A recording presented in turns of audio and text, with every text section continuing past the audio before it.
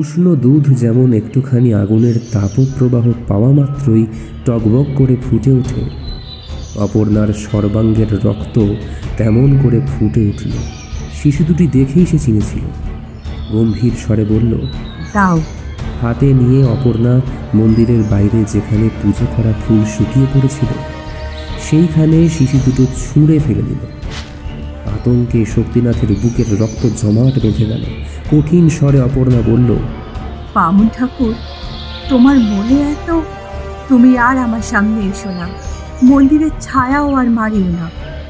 অপর্ণা আঙুল দিয়ে বাইরের দিকে দেখিয়ে বলল, যাও।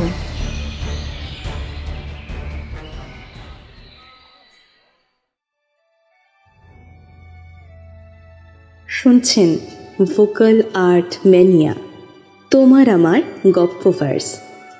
ভ্যাম ক্লাসিক্সের 10ম পর্বে আপনাদের স্বাগত। এই গল্পের কোনো রকম অংশের পুনরুৎপাদন আইনত দণ্ডনীয় অপরাধ। গল্প শুরুর আগে বলে রাখি, ভোকাল আর্ট ম্যানিয়ার গল্প আহ্বান ইতিমধ্যে শুরু হয়ে গিয়েছে। তোমরা যারা গল্প লিখতে ভালোবাসো তারা অবিলম্বে অনধিক 5000 শব্দে তোমাদের গল্প লিখে পাঠাও ডেসক্রিপশন বক্সে দেওয়া ইমেল আইডিতে। যথাযথ পারিশ্রমিকের বিনিময়ে সেই গল্পের অডিও রূপান্তর করতে টিম ভ্যাম কিন্তু তৎপর। সম্পূর্ণ নিয়মাবলী পড়তে চেক করতে পারো আমাদের গল্প আহ্বান বিষয়ক কমিউনিটি পোস্ট, লিংক রইল ডেসক্রিপশনে। সংসারের মঙ্গল কামনা হেতু অনেকেই সকাল সন্ধে দেবদেবীর পুজো করেন, কিন্তু যদি দেবদেবীর ধ্যানে মানুষ লীন হয়ে গিয়ে সংসারের মায়া কাটিয়ে ওঠে ইহলোকেই, কি পরিণতি হয় তার? এই প্রশ্নের উত্তর হয়তো পেতেও পারেন আমাদের আজকের গল্পে। শুনুন শরৎচন্দ্র চট্টোপাধ্যায়ের কলমে মন্দির, গল্প পাঠে দেবাদ্রী, গল্পের সূত্রধার আমি ঈশিতা। শুরু হচ্ছে মন্দির।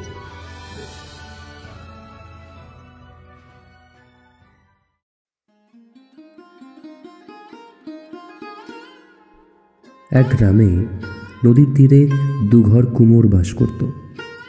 তারা নদীর মাটি তুলে ছাঁচে ফেলে পুতুল তৈরি করত আর হাটে বিক্রি করে আসত। চিরকাল তারা এই কাজ করে। চিরকাল এই মাটির পুতুল তাদের পরনের বস্ত্র ও পেটের ভাত জুগিয়ে থাকে। মেয়েরা কাজ করে, জল তুলে রেঁধে স্বামী সন্তানকে খাওয়ায় এবং ভস্ম স্তূপের ভিতর থেকে পোড়া পুতুল বের করে আঁচল দিয়ে ছেড়ে পুতুলের চোখ মুখ আঁকার জন্য পুরুষদের হাতের কাছে এগিয়ে দেয়। শক্তিনাথ এই কুম্ভকার পরিবারের মধ্যে এসে উপস্থিত হয়েছিল। রোগে জর্জরিত, দুর্বল, অস্বাস্থ্যবান এই ব্রাহ্মণ কুমার তার বন্ধু বান্ধব, খেলাধুলো, লেখাপড়া সব ছেড়ে দিয়ে এই মাটির পুতুলের দিকে হঠাৎ একদিন ঝুঁকে পড়ল। সে বাঁশের ছুরি ধুয়ে দিত, ছাঁচের ভেতর থেকে পরিষ্কার করে মাটি ছেঁচে ফেলত এবং উৎকণ্ঠিত ও অসন্তুষ্ট মনে পুতুলের চিত্রাঙ্কন কেমন অসাবধানতার সাথে সম্পূর্ণ হচ্ছে সেটাই সে দেখত। কালি দিয়ে পুতুলের ভ্রু, চোখ, ঠোঁট প্রভৃতি আঁকা হতো। কোনোটার ভ্রু মোটা, কোনোটার আধখানা, কারো বা ঠোঁটের নিচে কালির আঁচড় লেগে থাকত। শক্তিনাথ অধীর আগ্রহে আবেদন করত,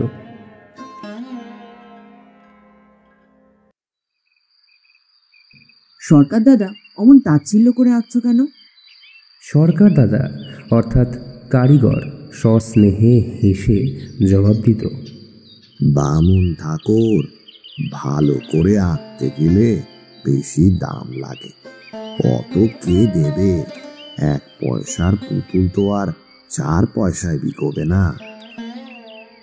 এই সহজ কথাটার অনেক আলোচনা করেও শক্তিনাথ খানিকটা বুঝেছিল, পয়সার পুতুল ঠিক পয়সায় বিকোবে, তার ভ্রু থাকুক আর আধখানা ভ্রু নাই থাকুক।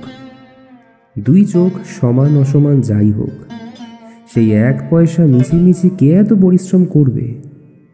পুতুল কিনবে ছোট ছোট ছেলেরা, কিছুক্ষণ তাকে আদর করবে, শোয়াবে, বসাবে, কোলে করবে, তারপর ভেঙে ফেলে দেবে, এই তো।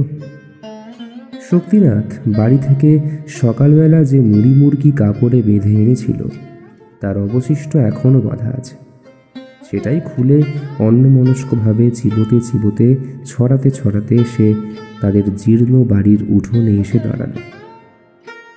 বাড়িতে কেউ নেই।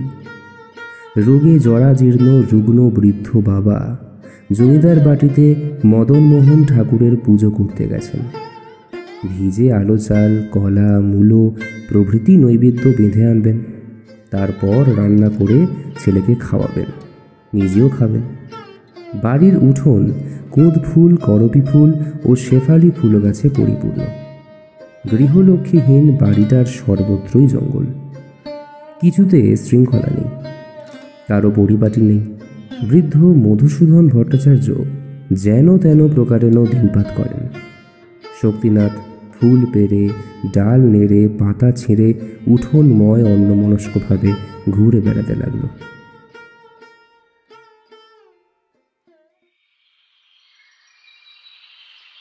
প্রতিদিন সকালবেলা শক্তিনাথ কুমোর বাড়ি যায়।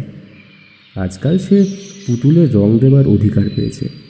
তার সরকার দাদা সযত্নে সবচেয়ে ভালো পুতুলটা তাকে বেছে দিয়ে বলে, নাও দাদা ঠাকুর, তুমি চিত্তির করো এবার।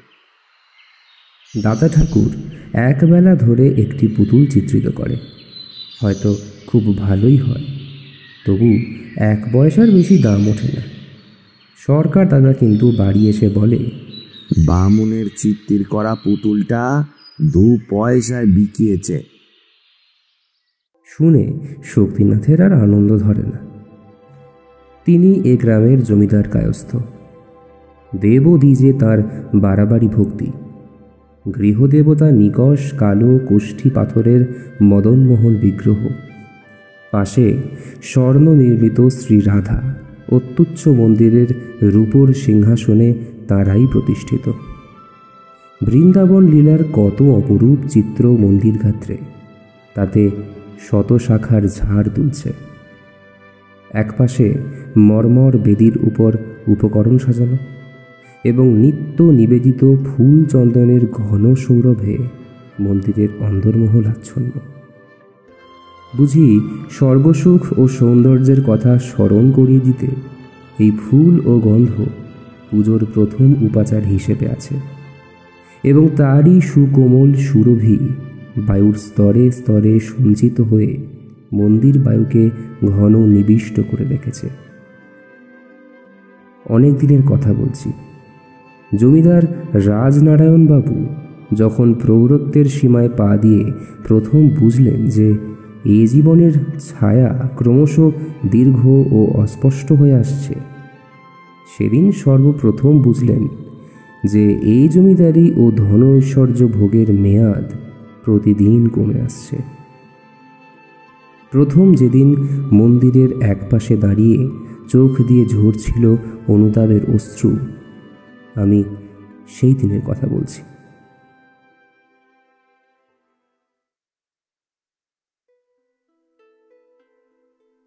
তখন তার একমাত্র মেয়ে অপর্ণা 5 বছরের বালিকা।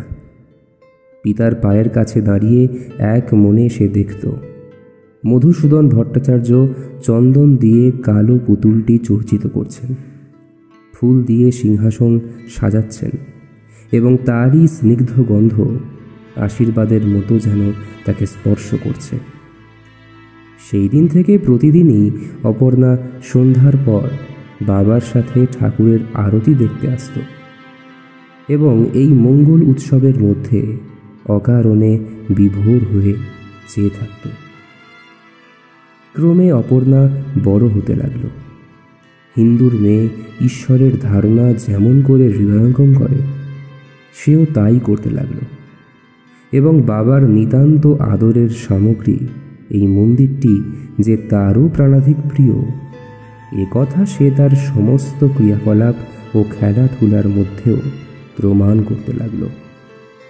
সমস্ত দিন এই মন্দিরের কাছাকাছি থাকত এবং একটি শুকনো ঘাস বা একটি শুকনো ফলও সে মন্দিরের ভেতরে পড়ে থাকা সহ্য করতে পারত না। এক ফোঁটা জল পড়লে সে সযত্নে আঁচল দিয়ে তা মুছে দিত।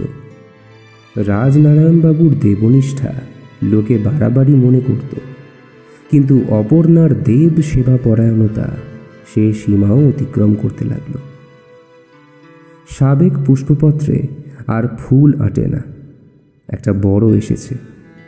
চন্দনের পুরনো বাটিটা বদলে দেওয়া হয়েছে। ভোজ্য ও নৈবেদ্যর বরাদ্দ ঢের বেড়ে গেছে। এমনকি নিত্য নতুন ও নানাবিধ পুজোর আয়োজন ও তার নিখুঁত বন্দোবস্তের মাঝে পড়ে বৃদ্ধ পুরোহিত পর্যন্ত শশব্যস্ত হয়ে উঠলেন। রাজনারায়ণবাবু এসব দেখে শুনে ভক্তি স্নেহে গাঢ় স্বরে বলতেন, ঠাকুর আমার ঘরে তার নিজের সেবার জন্য লক্ষ্মীকে পাঠিয়ে দিয়েছেন, তোমরা কেউ কিছু বলো না। যথাসময়ে অপর্ণার বিয়ে হয়ে গেল। মন্দির ছেড়ে এইবার যে তাকে অন্যত্র যেতে হবে, এই আশঙ্কায় তার মুখের হাসি অসময়ে মিলিয়ে গেল। দিন দেখা হচ্ছে, তাকে শ্বশুরবাড়ি যেতে হবে। পরিপূর্ণ বিদ্যুৎ বুকে চেপে বর্ষার ঘন কৃষ্ণ মেঘখণ্ড বর্ষার জন্য উন্মুখ হয়ে যেমন দাঁড়িয়ে থাকে, তেমনি স্থির হয়ে একদিন অপর্ণা শুনল যে সেই নির্ধারিত দিন আজ এসেছে। সে বাবার কাছে গিয়ে বলল, বাবা, আমি ঠাকুর সেবার যে বন্দোবস্ত করে গেলাম তার যেন অন্যথা না হয়। বৃদ্ধ রাজনারায়ণবাবু কেঁদে ফেললেন। তাই তো মা, না না না, অন্যথা কিছুই হবে না। অপর্ণা নিঃশব্দে চলে আসলো। তার মা নেই, সুতরাং সে কাঁদতে পারল না। বৃদ্ধ বাবার দু চোখ ভরা জল সে রোধ করবে কি করে? তারপর যোদ্ধা যেমন করে তার ব্যথিত ক্রন্দনোন্মুখ বীর হৃদয় পৌরুষ সুলভ শুষ্ক হাসিতে চাপা দিয়ে তাড়াতাড়ি অশ্বে আরোহণ করে চলে যায়, তেমন করেই অপর্ণা পালকিতে সবার হয়ে গ্রাম ত্যাগ করে অজানা কর্তব্যের শাসন মাথা পেতে নিতে চলে গেল। নিজের উচ্ছ্বসিত অশ্রু মুছতে গিয়ে তার মনে পড়ল বাবার অশ্রু মুছে আসা হয়নি। তার নিজের হৃদয় কেঁদে কেঁদে ক্রমাগত তারই কাছে যেন কত নালিশ করতে লাগল। একে তার হৃদয় শত ব্যথায় বিদ্ধ। তারপর কোথায় কোন গ্রামান্তরে মন্দির থেকে যখন সন্ধ্যার শঙ্খ ঘণ্টা বেজে উঠল, তখন সেই আজন্ম পরিচিত আরতির আহ্বান শব্দ তার কানের ভিতর দিয়ে মর্মে নৈরাশ্যের হাহাকার বরণ করে আনল।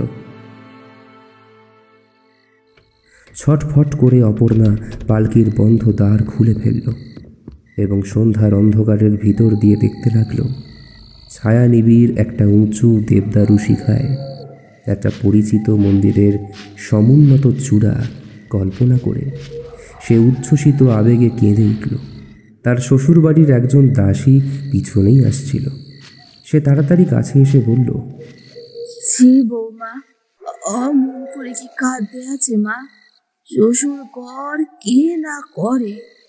অপর্ণা দুই হাতে মুখ চেপে কোনো রকমে নিজেকে সংযত করে পালকির কবাট বন্ধ করে দিল।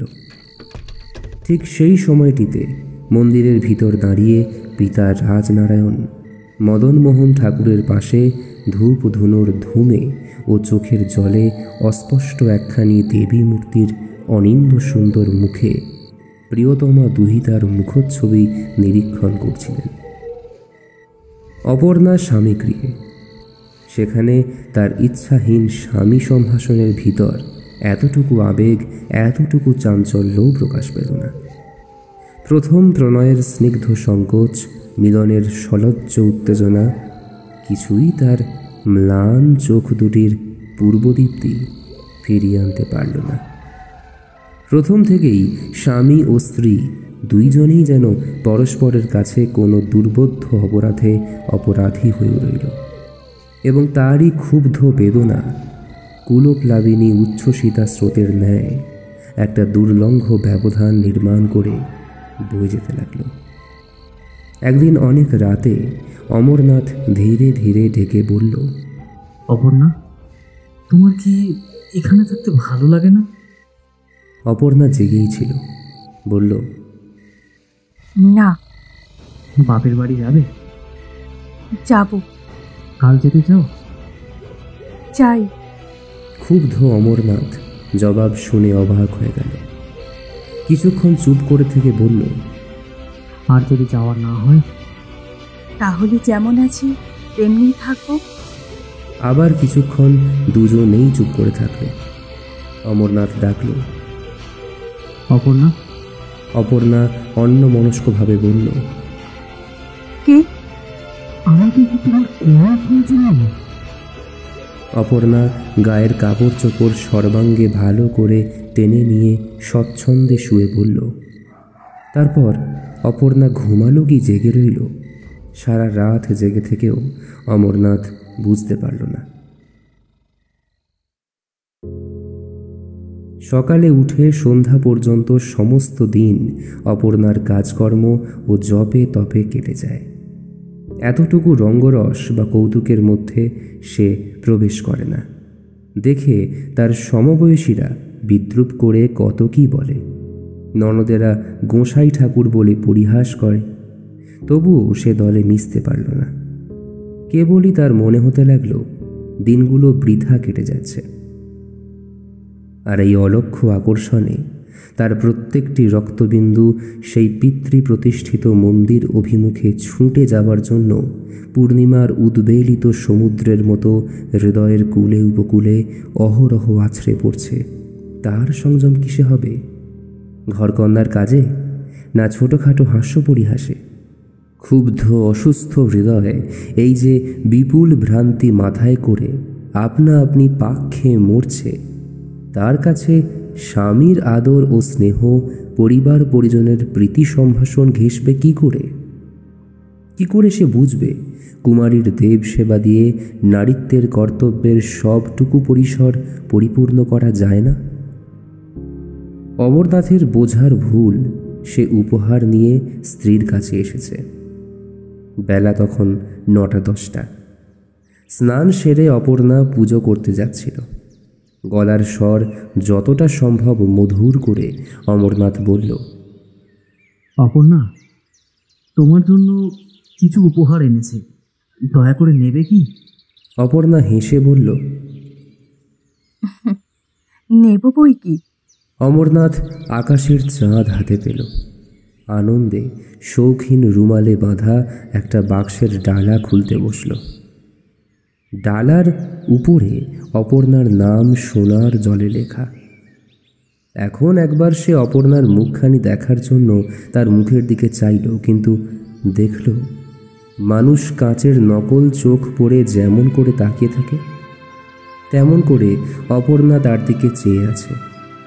দেখে অমরনাথের সমস্ত উৎসাহ এক নিমেষে নিভে গিয়ে যেন অর্থহীন এক ফোঁটা শুকনো হাসির মাঝে নিজেকে লুকিয়ে ফেলতে চাইল। লজ্জায় মরে গিয়েও সে বাক্সের ডালা খুলে গোটা কতক কুন্তলিনের শিশি আরও কি কি বের করতে উদ্যত হল। অপর্ণা বাধা দিয়ে বলল, কি এনেছো আমার জন্য? অমরনাথ জবাব দিল, হ্যাঁ, তোমার জন্য এনেছি দিলখোশগুলো। অপর্ণা জিজ্ঞাসা করল, বাক্সটাও কি আমাকে দিলে? নিশ্চয়ই। তবে আর কেন মিছে ওসব বের করবে? বাক্সতেই থাক। তা থাক, তুমি ব্যবহার করবে তো? হঠাৎ অপর্ণা ভ্রু কুঞ্চিত করল। সমস্ত দুনিয়ার সাথে লড়াই করে তার ক্ষতবিক্ষত হৃদয় পরাস্ত হয়ে বৈরাগ্য গ্রহণের আগে নিভৃতে চুপ বসেছিল। হঠাৎ তার গায়ে এই স্নেহের অনুরোধ কুৎসিত বিদ্রূপের আঘাত করল। চঞ্চল হয়ে সে তৎক্ষণাৎ প্রতিঘাত করে বলল, নষ্ট হবে না, রেখে দাও। আমি ছাড়াও আরও অনেকে ব্যবহার করতে জানে। এবং উত্তরের জন্য অপেক্ষা মাত্র না করে অপর্ণা পুজোর ঘরে গিয়ে প্রবেশ করল। আর অমরনাথ বিহুবলের মতো সেই প্রত্যাখ্যাত উপহারের উপর হাত রেখে সেইভাবেই বসে রইল।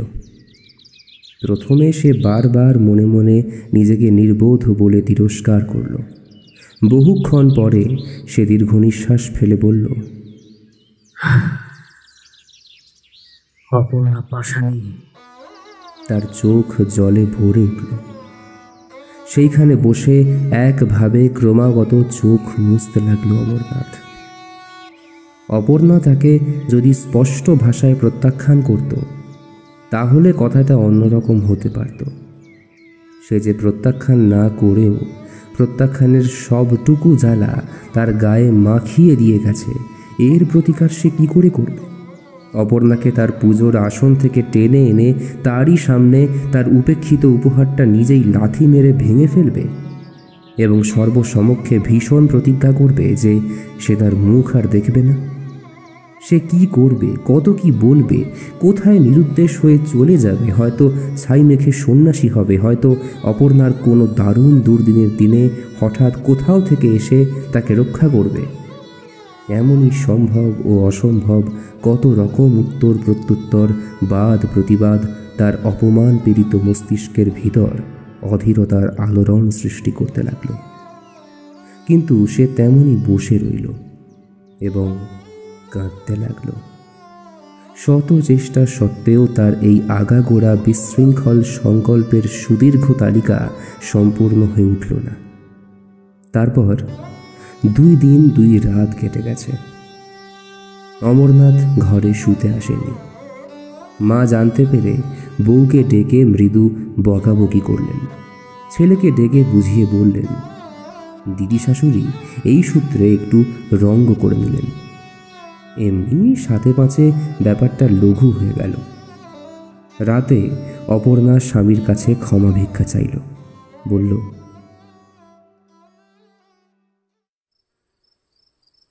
যদি তোমার মনে কষ্ট দিয়ে থাকি তো আমাকে ক্ষমা করো। অমরনাথ কথা বলতে পারল না।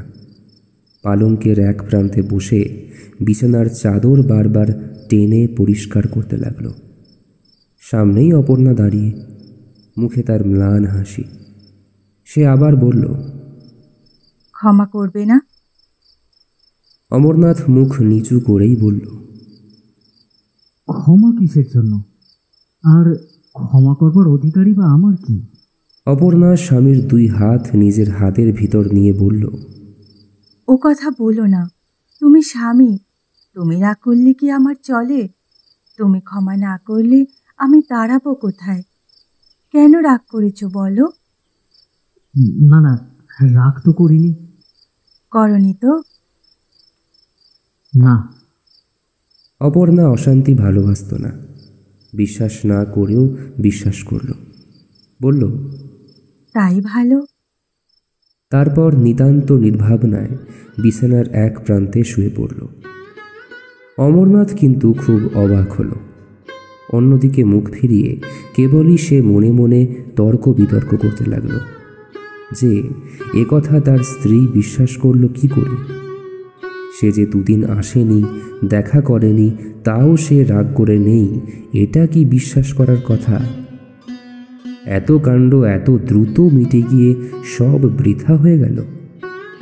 তারপর যখন সে বুঝতে পারল অপর্ণা সত্যিই ঘুমিয়ে পড়েছে, তখন সে একেবারে উঠে বসল এবং দ্বিধাশূন্য হয়ে জোর করে ডেকে ফেলল, অপর্ণা, অপর্ণা, তুমি বুঝি ঘুমাচ্ছ? ও অপর্ণা। অপর্ণা ঘুম থেকে উঠে বলল, ডাকছো? হ্যাঁ, কাল আমি কলকাতায় যাব। কই, সে কথা তো আগে শুনি নাই। এত তাড়াতাড়ি তোমার কলেজের ছুটি ফুরলো? আরো 2 দিন থাকতে পারো না? না, আর থাকা যায় না। অপর্ণা একটু ভেবে জিজ্ঞাসা করল, তুমি কি আমার উপর রাগ করে যাচ্ছ? এটা যে সত্যি কথা অমরনাথ তা জানত, কিন্তু সে কথা সে স্বীকার করতে পারল না। সংকোচ এসে তার যেন কোঁচার খুঁট ধরে টেনে ধরল। আশঙ্কা হলো যদি সে নিজের অপদার্থতা প্রতিপন্ন করে অপর্ণার সম্মানহানি করে বসে। এমন করে কৌতূহল বিমুখ নারীর নিশ্চেষ্টতা তাকে অভিভূত করে ফেলল। স্বামিত্বের যেটুকু তেজ সে তার স্বাভাবিক অধিকার বোধ থেকে গ্রহণ করেছিল, সেটুকু এই 4-5 মাস ধরে দিনে দিনে অপর্ণা আকর্ষণ করে নিয়েছে। এখন সে তার রাগ প্রকাশ করবে কোন সাহসে? অপর্ণা আবার বলল, রাগ করে কোথাও যেও না, তাহলে আমার মনে বড় ব্যথা লাগবে। অমরনাথ মিথ্যা ও সত্যের সংমিশ্রণে যা বানিয়ে বলতে পারল তার অর্থ এই যে সে রাগ করেনি এবং তারই প্রমাণস্বরূপ সে আরও 2 দিন থেকে যাবে। থাকলেও তাই, কিন্তু কেঁদে জয়ী হওয়ার একটা লজ্জাজনক অস্বস্তি নিয়ে বাড়িতে থাকল। ঝাড়া বৃষ্টির একটা সুবিধে আছে, তাতে আকাশ নির্মল হয়, কিন্তু টিপি টিপি বৃষ্টিতে মেঘ কাটে না, শুধু পায়ের নিচে কাদা ও চতুর্দিকে নিরানন্দময় ভাব বেড়ে ওঠে।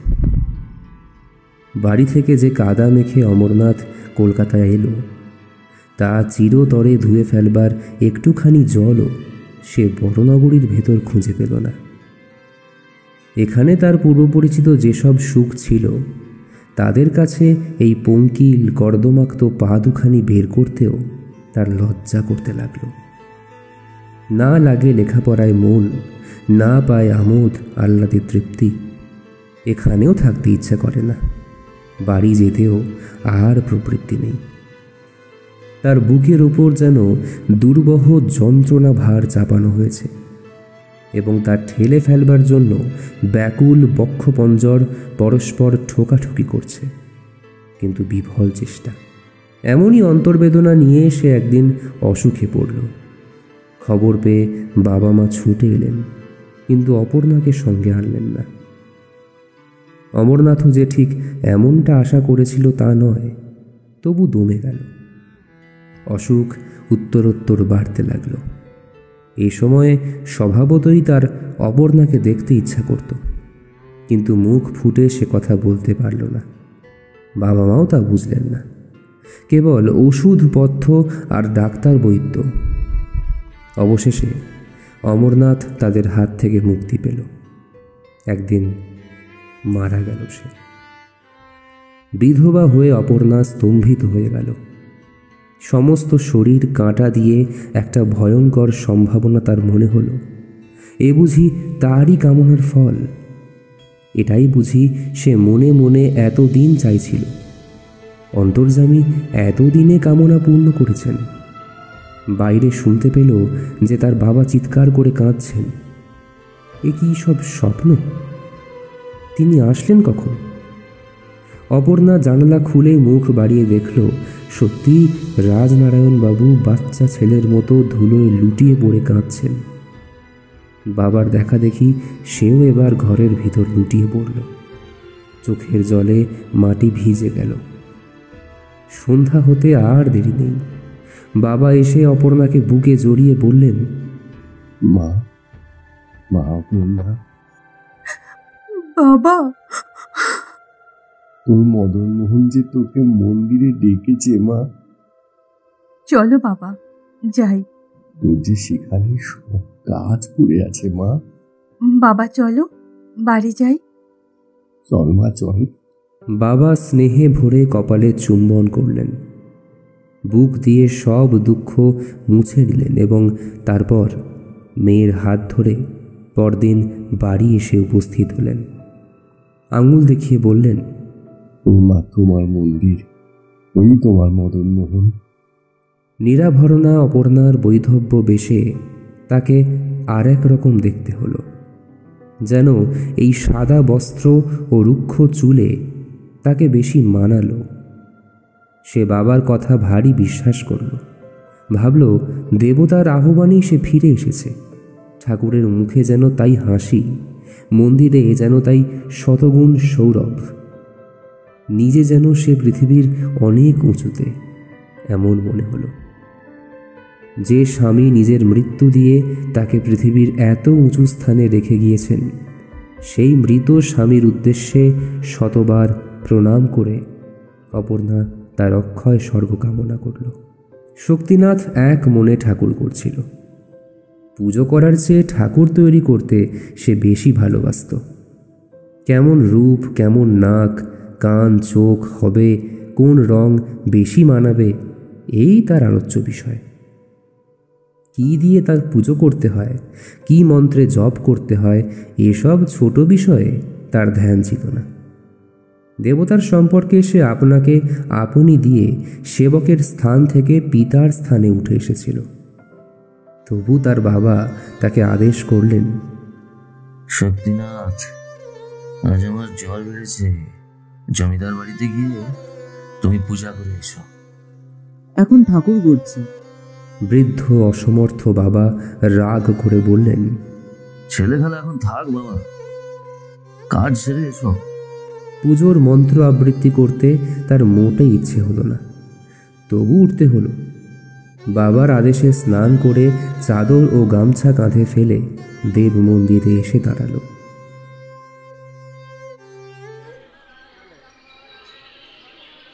এর আগেও সে কয়েকবার এই মন্দিরে পুজো করতে এসেছে, কিন্তু এমন কাণ্ড কখনো দেখেনি।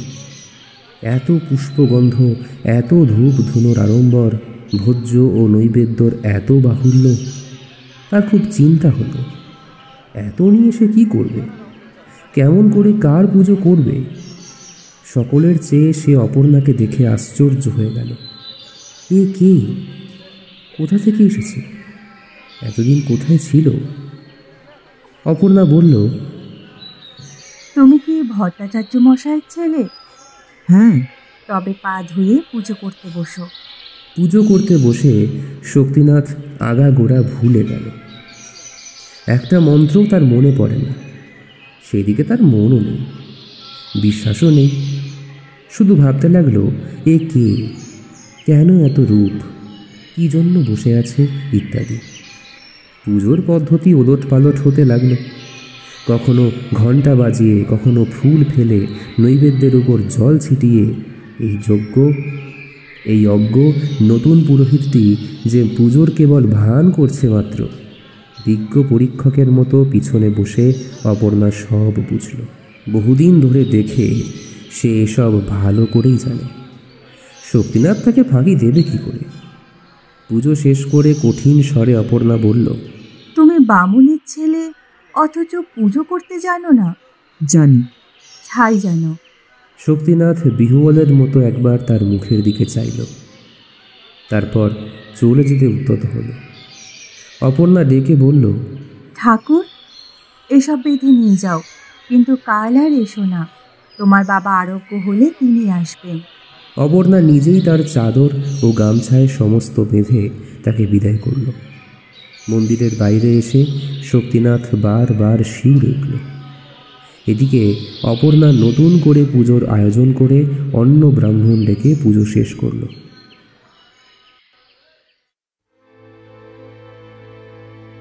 এক মাস অতিক্রান্ত হয়েছে।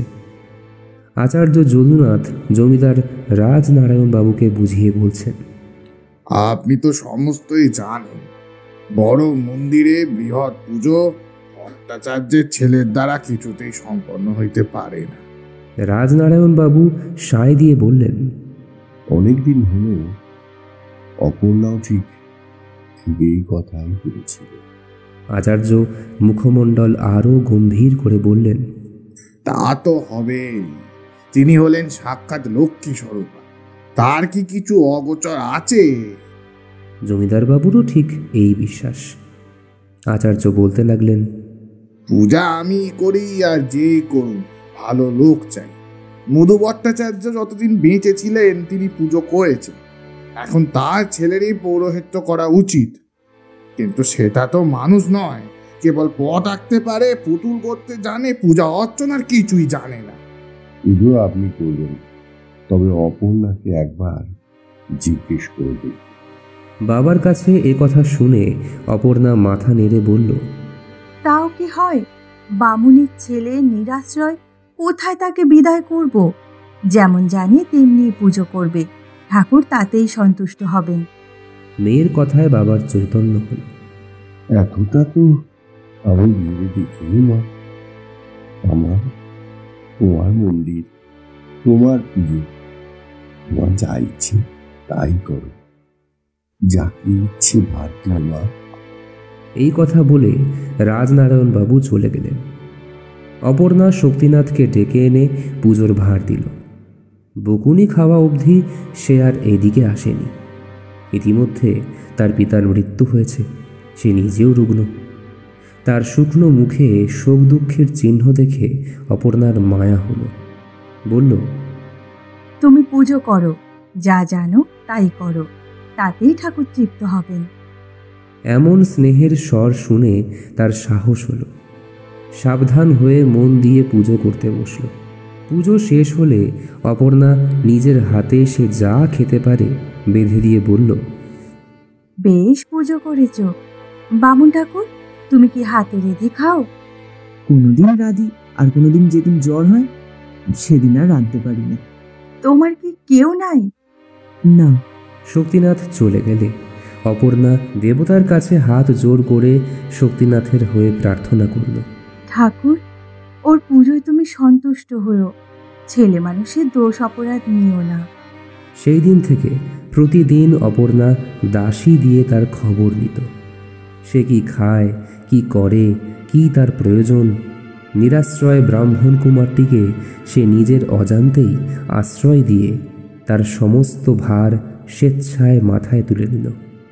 এবং সেই দিন থেকে এই কিশোর ও কিশোরী তাদের ভক্তি, স্নেহ, ভুল ভ্রান্তি সব এক করে এই মন্দিরটিকে আশ্রয় করে অগ্রাধিকার দিয়ে জীবনের বাকি কাজগুলোকে পর করে দিল।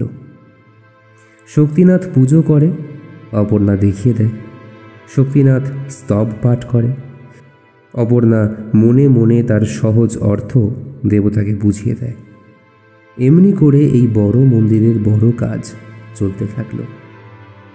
দেখে শুনে আচার্য বললেন, জমিদার মশাই, এ তো ছেলে খেলা হচ্ছে।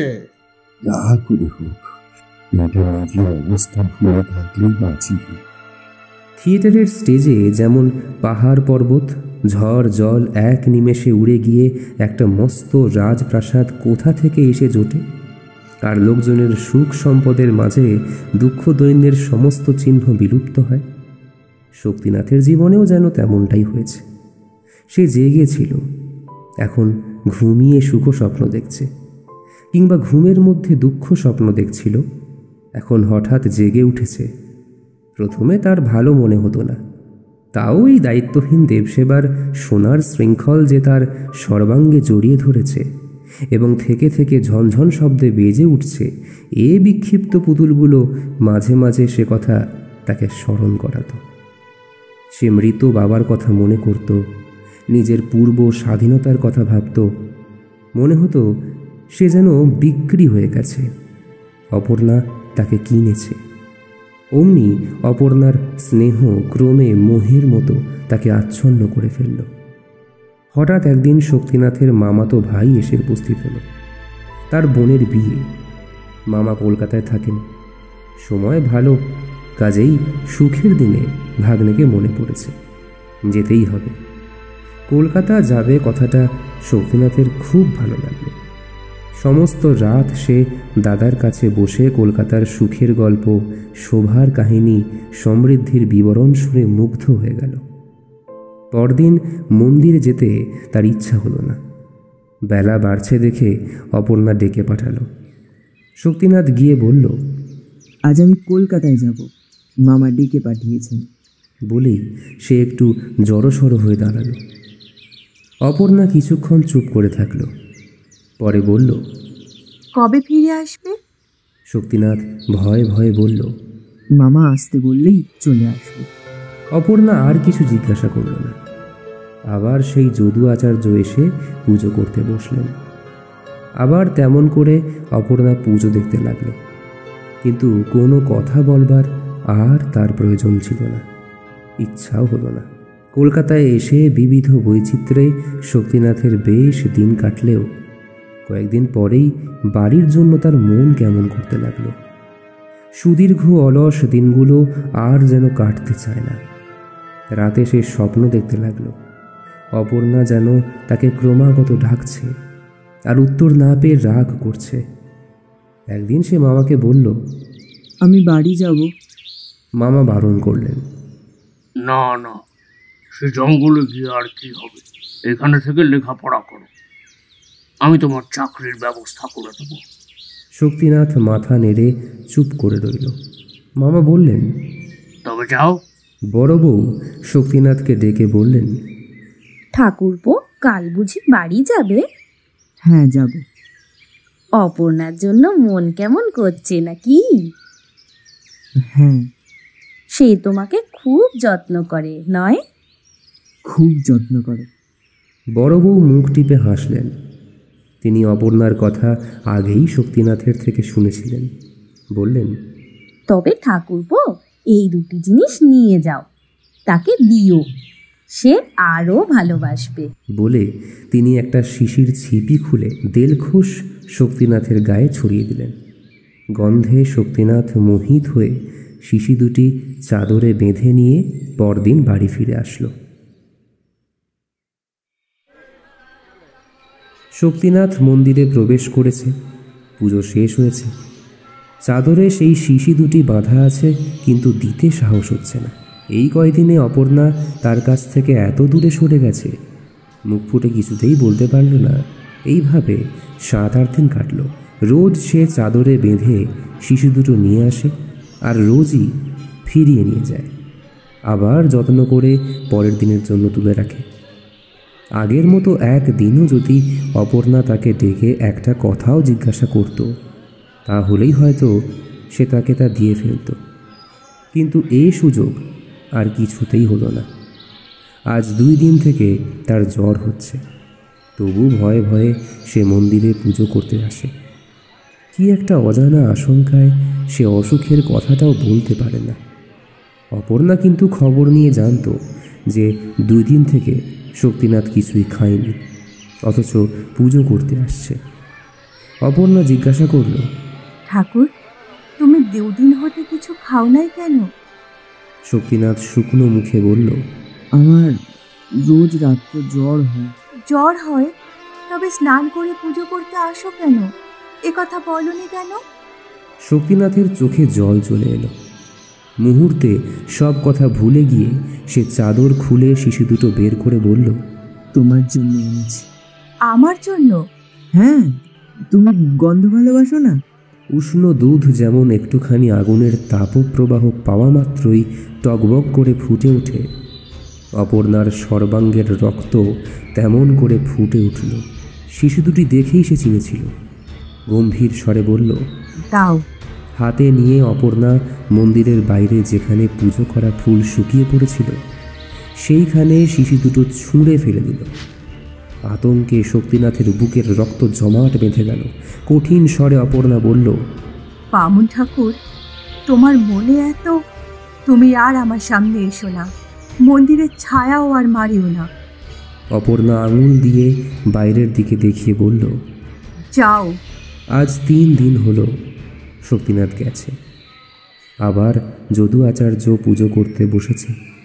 আবার ম্লান মুখে অপর্ণা চেয়ে দেখছে। এ যেন একজনের পুজো অন্যজন এসে শেষ করছে। পুজো শেষ করে রেকাব ভর্তি নৈবেদ্য গামছায় বাঁধতে বাঁধতে আচার্য মহাশয় নিঃশ্বাস ফেলে বললেন, ছেলেটা বিনা চিকিৎসায় মারা গেল। আচার্যের মুখের দিকে চেয়ে অপর্ণা জিজ্ঞাসা করল, কে মারা গেল? তুমি বুঝি শোনোনি? কয়েকদিনের জ্বরে শক্তি না, ওই মধু ভট্টাচার্যের ছেলে আজ সকালবেলা মারা পড়েছে। অপর্ণা তবুও তার মুখের দিকে চেয়ে রইল।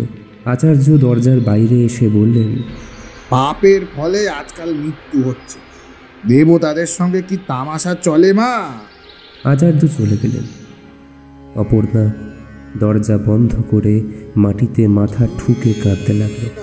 কাঁদতে কাঁদতে জিজ্ঞাসা করতে লাগলো, ঠাকুর, এ কার পাপে? অনেকক্ষণ পরে সে উঠে বসল। চোখ মুছে সে সেই শুষ্ক ফুলের ভিতর থেকে স্নেহের দান মাথায় তুলে নিল। মন্দিরের ভিতর আবার প্রবেশ করে দেবতার পায়ের কাছে তা নামিয়ে দিয়ে কেঁদে বলল, ঠাকুর, আমি যা নিতে পারি না তা তুমি নাও। নিজের হাতে আমি কখনো তোমার পুজো করিনি, আজ করছি, তুমি গ্রহণ করো। তৃপ্ত হও। আমার অন্য কোনো কামনা নেই।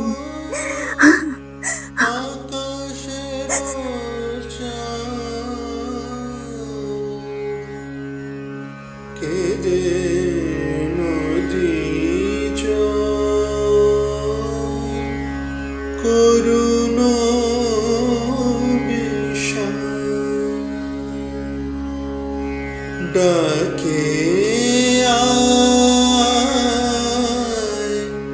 ফিরে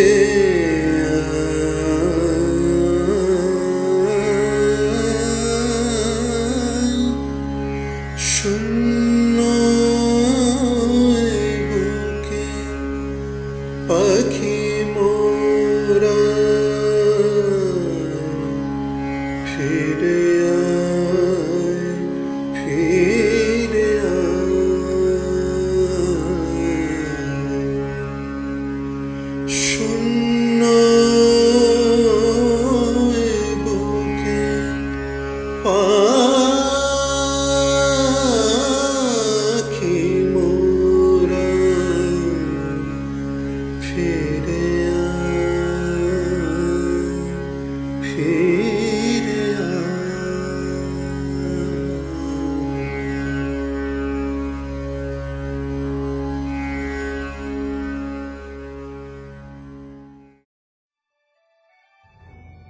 এতক্ষণ শুনছিলেন মন্দির, রচনা শরৎচন্দ্র চট্টোপাধ্যায়, গল্পের নাট্যরূপ অপেক্ষা, সরকার দাদার চরিত্রে স্বরূপ, শক্তিনাথের ভূমিকায় দীপমন্ত্র, রাজনারায়ণ বাবুর চরিত্রে সুদীপ দে, অমরনাথ অতনু, অপর্ণা পূজা চক্রবর্তী, দাসী পূজা সুর, শক্তিনাথের বাবার চরিত্রে অর্ণব, আচার্য যদুনাথের কণ্ঠে শুভম, শক্তিনাথের মামা রুদ্রনীল, বড় বউ অন্বেষা, সঙ্গীত পরিবেশনা নীলাভ সরকার, পর্ব পরিচালনায় ও শব্দগ্রহণে দেবাদ্রি ও অপেক্ষা, ধ্বনি পরিকল্পনা ও আবহে দেবদত্ত, পোস্টার ডিজাইনে নীল।